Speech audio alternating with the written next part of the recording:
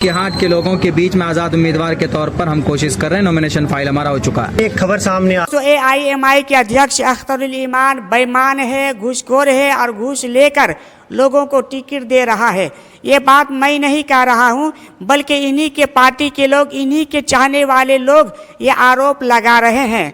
तो क्या अख्तरुल ईमान हकीकत में घूस लेकर लोगों को टिकट दे रहा है या नहीं दे रहा है? नहीं किया था तो फिर ये शख्स खस्सी खरीद कर भोज की दावतें और फिर वो पिंडाल और कुर्सियां कैसे जमा कर रहा था? मुर्शिद मुखिया ने एक बात कहा है कि ये मौलाना अब्दुल्ला सालिम मेरा भाई है, अभी भी मेरे साथ है, पार्टी के लिए काम करेंगे। क्या कहेंगे? पार्टी को मैंने खड़ा किया था, मुझे नहीं मिला, लेकिन मैंने आवाम से ये वादा किया था कि जो कि हाट में जो करप्शन है, हॉस्पिटल में जो करप्शन है, थाने में जो करप्शन है। अख्तरुल ईमान का एक वीडियो वायरल होता है, जब आपका वीडियो वायरल होता है वो कहते हैं कि हमने तो अभी तक कैंडिडेट घोषित नहीं किया, अब्दुल्ला सालिम ने इस्तीफा दे दिया, खामोखा MIM को बदनाम कर रहे हैं। चूँकि हमने कसम खाया हुआ था तो मिंबर के लिए कसम वो एक तौर पर बंदिश थी, तो हमने सबसे पहले इस्तीफा दिया और हम जो कि हाट के लोगों के बीच में आजाद उम्मीदवार के तौर पर हम कोशिश कर रहे हैं। नॉमिनेशन फाइल हमारा हो चुका है। एक खबर सामने आ रहा था कि जन स्वराज का आप स्टार प्रचारक के रूप में एक प्रशांत के साथ फोटो भी वायरल हो रहा है, एक लिस्ट में भी नाम आ रहा है, इसमें क्या सच्चाई है सर? यहाँ रिफॉर्म करने के लिए, जो बुराइयां हैं, करप्शन है, उसको ख़त्म करने के लिए, यहाँ की पसमानदगी को दूर करने के लिए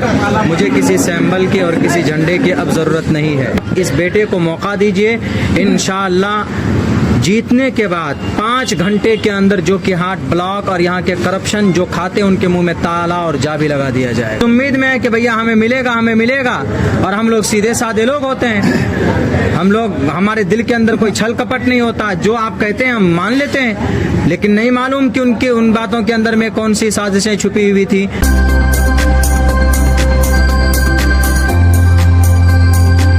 दोस्तों, फिलहाल हमारी मौजूदगी अररिया 0 माइल में है और हमारे साथ अब्दुल्ला सालिम चतुर्वेदी है। जिस तरीके से आपने देखा पिछले कई दिन से खींचातानी के बाद फिर से अब्दुल्ला सालिम चतुर्वेदी ने आज अपना नामांकन दर्ज किया है, तो क्या कुछ कहेंगे, उनसे बातचीत करेंगे और जानने का प्रयास करेंगे।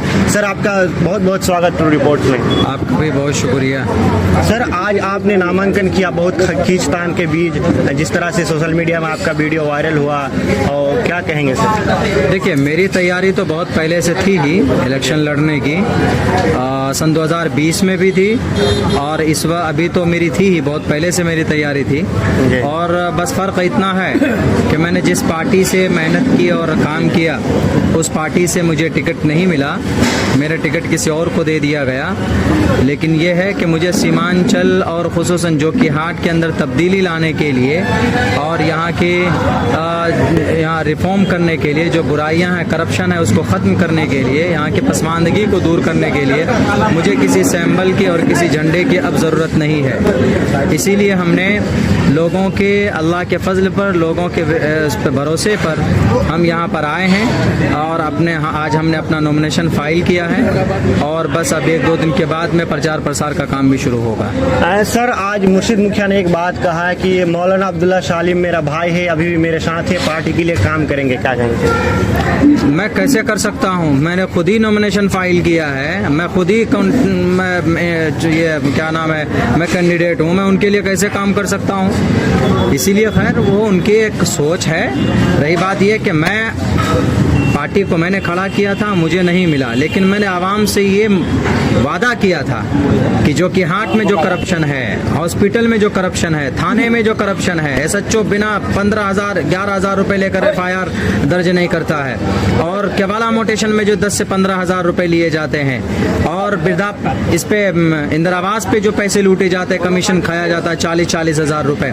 ब्लॉक के अंदर में RTPS में 50 रुपए लगना चाहिए, 500 रुपए, 2500 रुपए लिए जाते हैं। इसीलिए मैंने लोगों से वादा किया था कि आप इस बेटे को मौका दीजिए, इंशाअल्लाह जीतने के बाद 5 घंटे के अंदर जो कि हाट ब्लॉक और यहाँ के करप्शन जो खाते उनके मुंह में ताला और जाबी लगा दिया जाए। सर, अख्तरुल ईमान का एक वीडियो वायरल होता है, जब आपका वीडियो वायरल होता है वो कहते हैं कि हमने तो अभी तक कैंडिडेट घोषित नहीं किया, अब्दुल्ला सालिम ने इस्तीफा दे दिया, खामोखा MIM को बदनाम कर रहे हैं। देखिए, ऐसा नहीं है। जब भी कोई कैंडिडेट तैयारी करता है उसको ऊपर से कुछ न कुछ आश्वासन मिलता है। अगर आपने नहीं किया था तो फिर ये शख्स खस्सी खरीद कर भोज की दावतें और फिर वो पिंडाल और कुर्सियां कैसे जमा कर रहा था?